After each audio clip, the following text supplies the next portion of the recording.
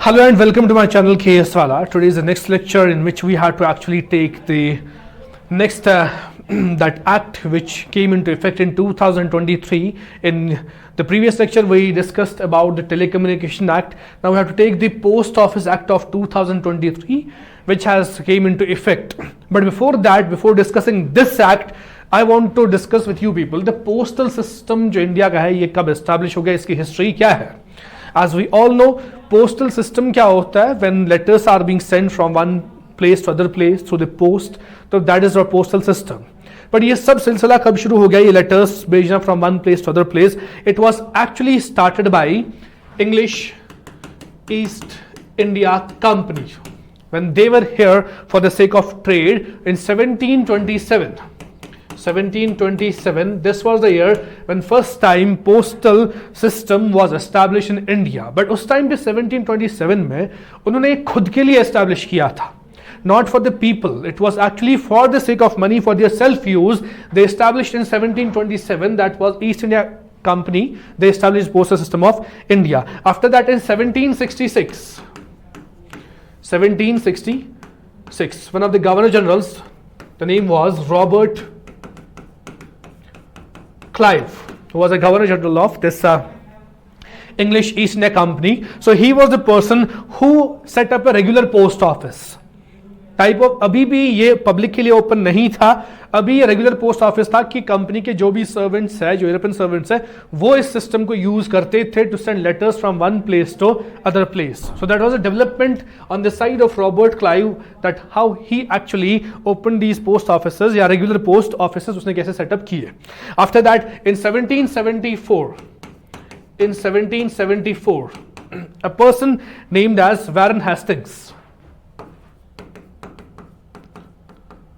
Warren Hastings, who was also the Governor General of British East India Company from 1773 to 84. 1773 to 84, he was Governor General of East India Company. So what he did when he was Governor General, that he opened these post offices for the public. That was for public use. तो उसने पहला जो post office खोला था जो public भी use कर सकती है, that was at Calcutta. So you can say first time for public use this post office was established in 1774. The person was Warren Hastings. इसके बाद 1786 में क्या हो गया? 1786 में एक और जनरल पोस्ट ऑफिस खोला गया, that was at Madras. So you can say Madras General Post Office was opened in 1786. इसके बाद अगर देखेंगे नेक्स्ट जो डेवलपमेंट्स हो गई वो क्या था? 1794 में एक और पोस्ट ऑफिस खोला गया 1794 में, that was the general post office of Bombay. 1794 general post office of Bombay. It was open in 1794. इसके बाद 1800 एंड अगर इससे पहले हम देखिए कुछ और डेवलपमेंट्स थी. फॉर एग्जांपल 1882 में what was development before this 94 से पहले, that was that first post office जो था सेविंग बैंक अकाउंट वहां पे खोला गया. Not type of a bank कि पहली बार पोस्ट ऑफिस में सेविंग अकाउंट्स खोले गए जो आजकल भी चलता है. इनफैक्ट आजकल भी पोस्ट ऑफिस में सेविंग अकाउंट को खोला जाता है, and that is actually under the public account of India. हमारी जो इंडिया है यहाँ पे जो सेंटर पे है 3 अकाउंट्स होते हैं. One is consolidated fund of India which is under the control of parliament. Second is public account of India which is under the control of the government और executive. Third is the contingency fund of India which is under the control of president. जो public account of India है, जो भी हम post office saving banks में पैसा जमा करते हैं, डिपॉजिट करते हैं, वो डायरेक्टली चला जाता है पब्लिक अकाउंट ऑफ इंडिया में. तो यू कैन से इन 1882 first post office saving bank जो है ये खोला गया. दैट एंड आफ्टर दैट जो इतना सारा कुछ डेवलपमेंट अभी तक हो गया, राइट फ्रॉम 1727 जो डिफरेंट पोस्ट ऑफिस खोले गए, एक सेविंग बैंक भी खोला गया पोस्ट ऑफिस में. तो इसकी वजह से 1898 इसमें क्या करना पड़ा? That Indian post office act ये इंट्रोड्यूस करना पड़ा. क्योंकि जैसे टेलीकम्युनिकेशन हमने देखा था कि जब टेलीकम्युनिकेशन यहां पे एस्टैब्लिश हो गया इंडिया में, तब जाके उसको कंट्रोल करने के लिए, उसको हैंडल करने के लिए कुछ या कैसे एक्ट लाना पड़ा जिसकी वजह से उसको सही से चलाया जा सके।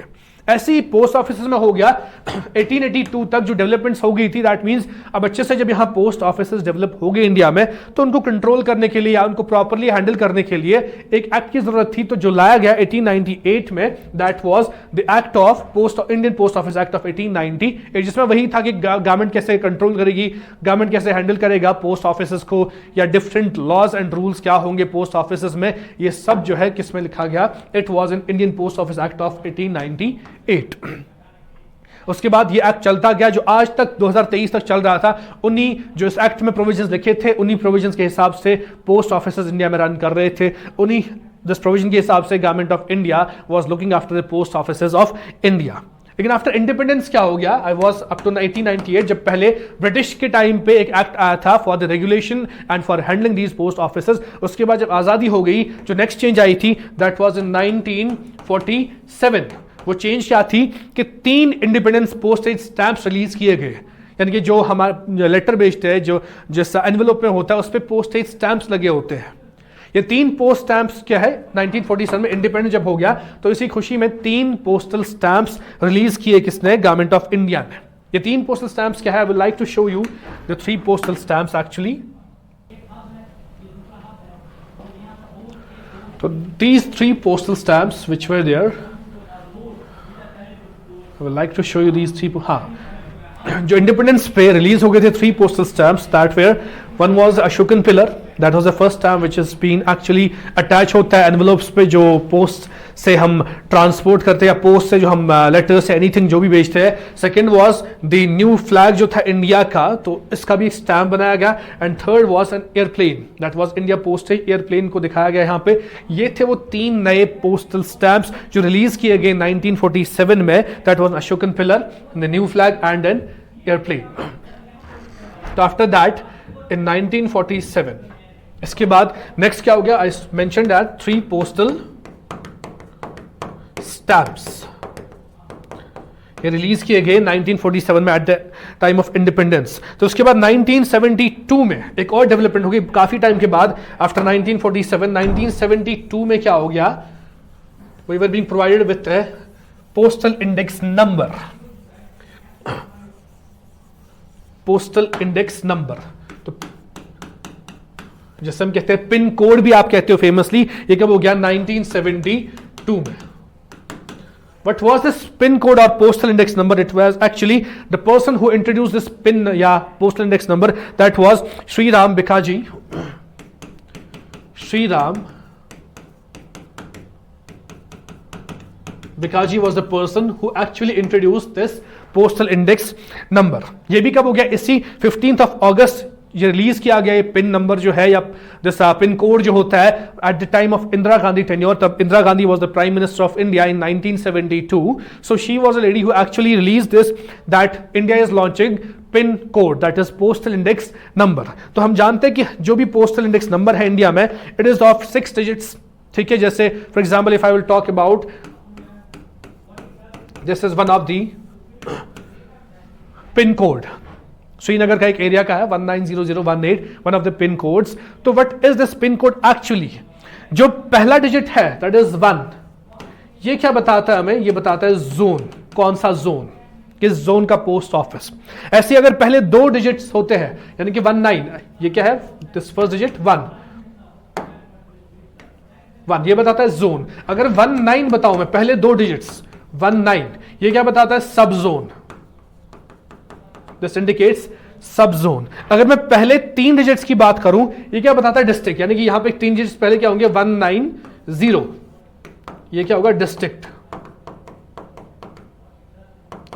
190। अगर मैं पहले 4 रूट, पहले 4 डिजिट्स की बात करूं, दैट मींस 1900, ये क्या बताता है हमें, ये कहता है हमें सर्विस पोस्ट, सर्विस पोस्ट का जो रूट है, सर्विस रूट, पहले 4 डिजिट्स। और जो लास्ट के 2 डिजिट्स है वो दिखाता है डिलीवरी पोस्ट ऑफिस, जहां पे डिलीवर करना है। तो फॉर एग्जांपल यहां पे लास्ट डिजिट 2 क्या है, दैट इज 18, ये क्या बताता है हमें, डिलीवरी पोस्ट ऑफिस। तो इसी को बोला गया इस 6 डिजिट नंबर को पिन कोड या पोस्टल इंडेक्स नंबर। फिर से बता रहा हूं, the first digit actually highlights the zone, किस जोन में पोस्ट ऑफिस है। अगर 2 डिजिट्स की बात करें, पहले 19 की अगर बात करूं, ये क्या बताता है, सब जोन या सर्विस। ठीक है, फॉर एग्जाम्पल अगर जोन में बताऊं Srinagar, 1 is Srinagar, 19 it is the sub zone Bemina area of Srinagar. ठीक है, ऐसी 190 ये डिस्ट्रिक्ट बताएगा हमें, यानी कि वो किस डिस्ट्रिक्ट में आता है, श्रीनगर में आता है। ऐसी लास्ट के 2 डिलीवरी पोस्ट ऑफिस कौन सा है, ये 18 बताता है, लास्ट का ये 2 डिजिट्स है। तो ये टोटल पिन कोड को ऐसे बनाया गया, which was in this 1972 when this pin number या was being launched by Indira Gandhi, who was the PM of India at that point of time. तो ऐसे ही जो इंडियन पोस्ट है, अगर इंडिया में हम बात करें, ये किसके अंडर आता है, Indian post department of post के अंडर आता है, जो किसके अंडर है, मिनिस्ट्री ऑफ कम्युनिकेशंस के अंडर। तो मैं फिर से कह रहा हूं, जो ये इंडियन पोस्ट है, it's a part of the department of post, लेकिन जो डिपार्टमेंट ऑफ पोस्ट है वो खुद किसके अंडर आता है, मिनिस्ट्री ऑफ कम्युनिकेशन के अंडर आता है, अंडर दी मिनिस्ट्री ऑफ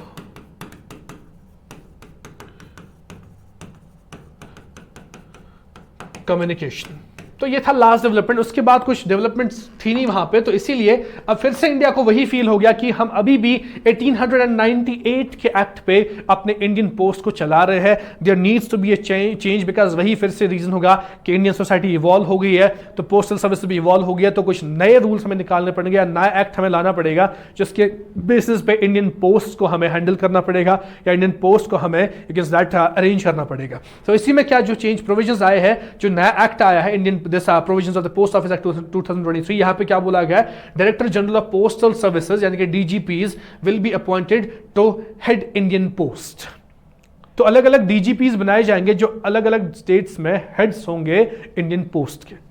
तो अब इसमें क्या बोला गया है कि इनके पास पावर्स क्या होंगे, DGPS will have powers to make regulations on matters such as charge for services, supply and sale of postage stamps. ये किन पे ये रेगुलेशंस बनवा सकते हैं, एक तो चार्ज फॉर सर्विस, जैसे हम देखते हैं कि अगर हमें लेटर या कुछ भी भेजना होता है इंडियन पोस्ट से, तो उसके लिए हमें पैसा पे करना पड़ता है।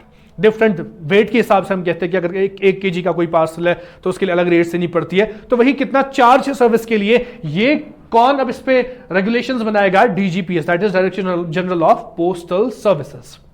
एक तो उस चार्ज पे या सप्लाई और सेल ऑफ पोस्टेज स्टैम्प्स, जो मैं स्टैम्प्स आपको दिखा रहा था अभी, वो भी बिकती है, तो उन सेल ऑफ पोस्टेज स्टैम्प्स पे भी कौन रेगुलेशंस बना सकता है, that is only director general of postal service. ऐसी powers to intercept postal articles, ये कह रहा है कि पावर किसके पास है कि इंटरसेप्ट कौन कर सकता है पोस्ट आर्टिकल्स की, कौन रोक सकता है अगर कभी लगा कि कोई ऐसी चीज को पोस्ट के थ्रू भेजा जा रहा है जिससे थ्रेट है कंट्री को या इंटीग्रिटी या द सिक्योरिटी ऑफ इंडिया को, तो ये कौन कर सकता है, government can intercept an article transmitted through Indian post on specified grounds. यानी कि फिर से वही है, security of the state, friendly relations with foreign states, public order, emergency और पब्लिक सेफ्टी के लिए अगर कुछ कभी ऐसा लगा कि कोई प्रोडक्ट को ऐसे पोस्ट सर्विस से भेजा जा रहा है जो इन चीजों पे थ्रेट है, तो उस टाइम पे government of India can stop that article to be posted.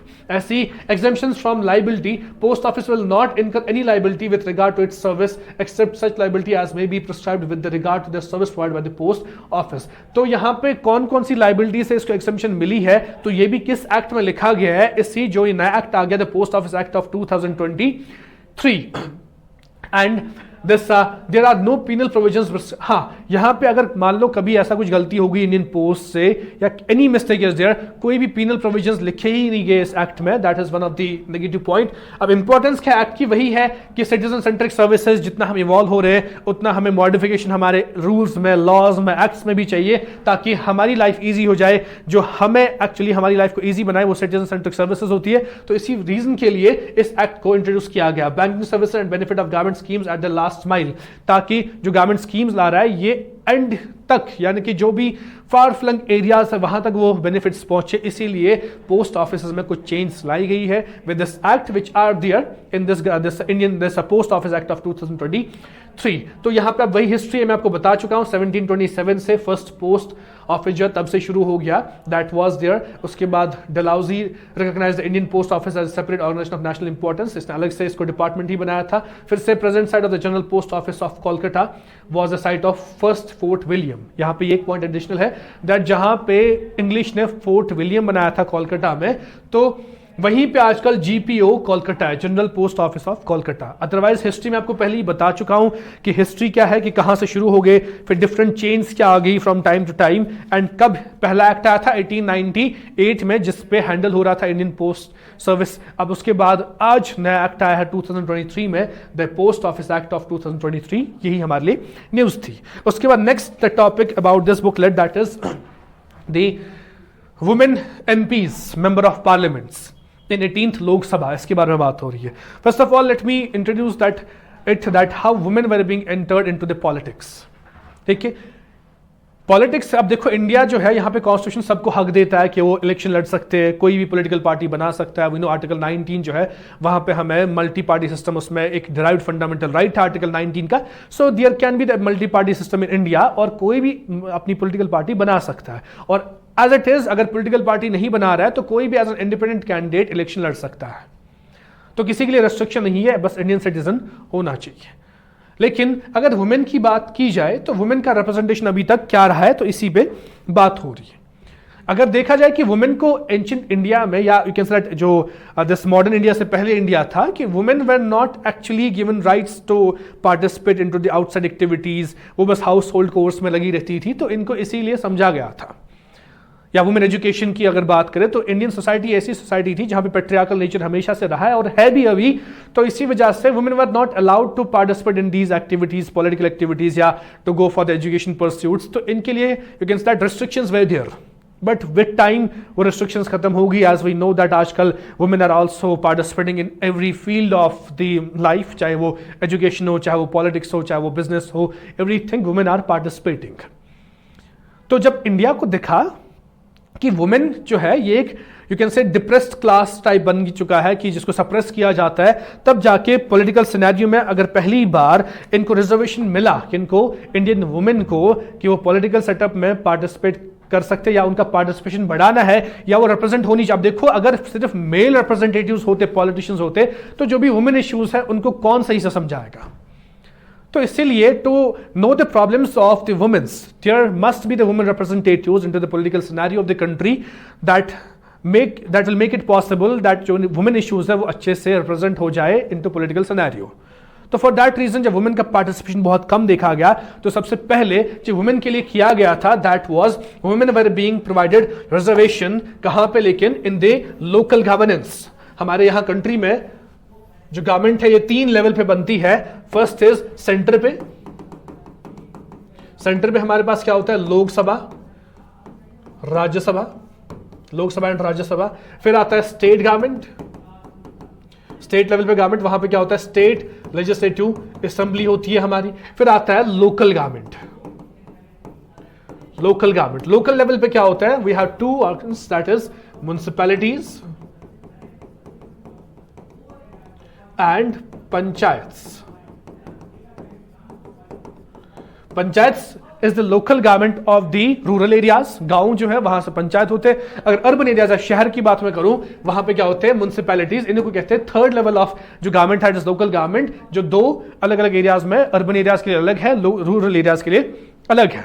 तो जब वुमेन की पॉलिटिकल पार्टिसिपेशन की बात आई, या पॉलिटिकल जो रिप्रेजेंटेशन है उसकी बात आई, तो सबसे पहले जो इनके लिए रिफॉर्म्स लाए गए वुमेन के लिए, वो किस लेवल पे लाए गए थे? लोकल गवर्नमेंट के लेवल पे। लेकिन कब था?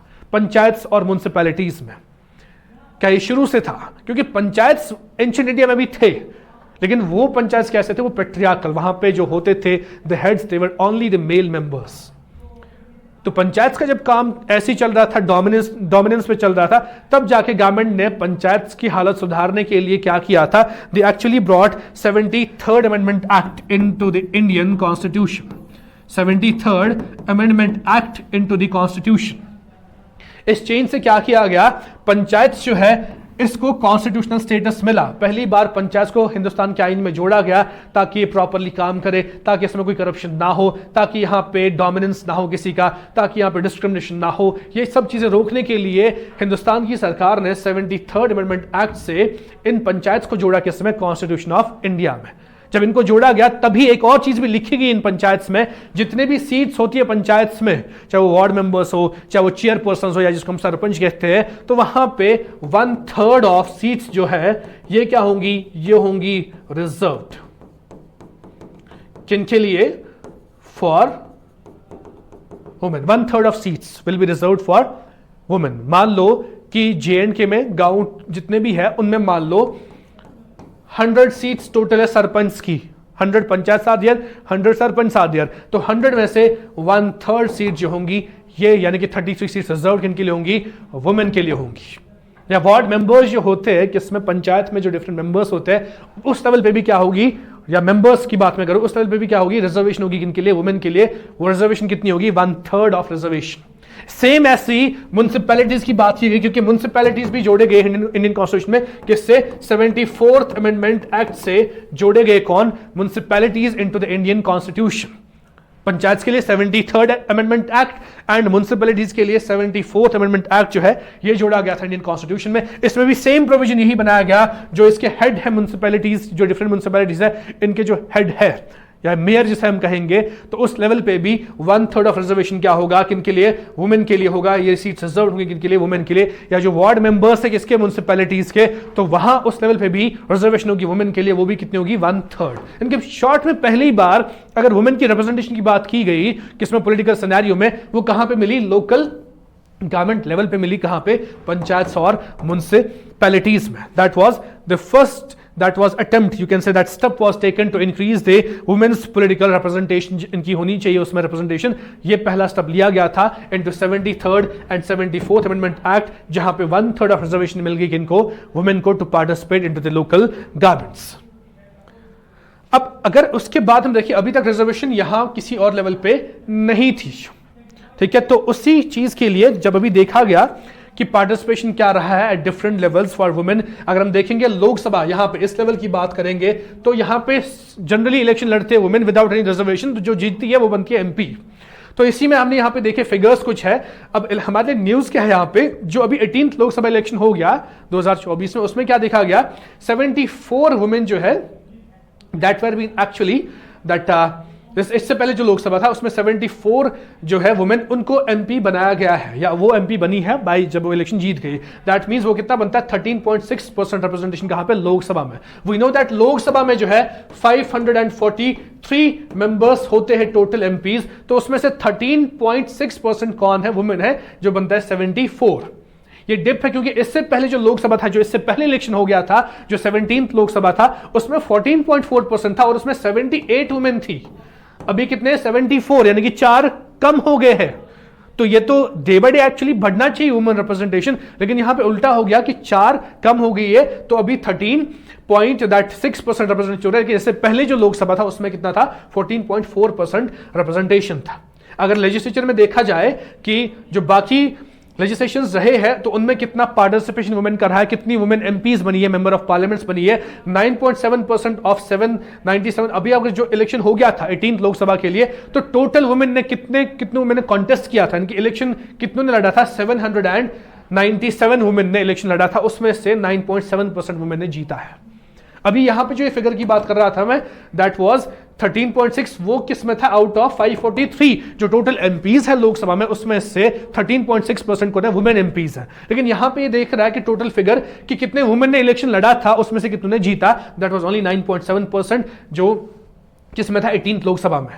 लेकिन अगर हम देखेंगे 17th, इससे पहले जो इलेक्शन हो गया था लोकसभा का, 17th में वो रिप्रेजेंटेशन क्या थी? यानी कि टोटल 726 वुमेन ने कंटेस्ट किया था इलेक्शन, उसमें से 10.74% ने जीता, जो वही बन गया था 78 वुमेन इन 17th लोकसभा। तो दैट मींस अभी क्या हो रहा है? जो बढ़ना चाहिए एक्चुअली वो कम हो रहा है, ठीक है।